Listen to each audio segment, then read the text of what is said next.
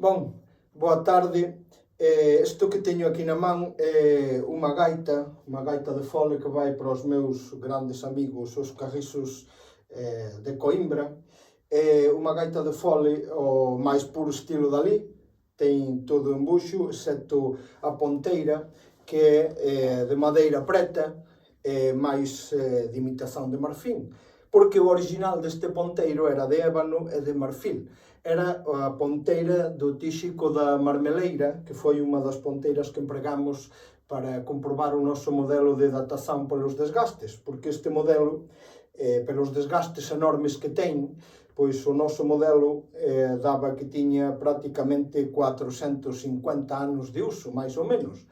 Como descansou uns 50 anos sen ser tocado, pois a ponteira tiña uns 500 anos. Ou sea, fora feita ao redor do 1500, do ano 1500.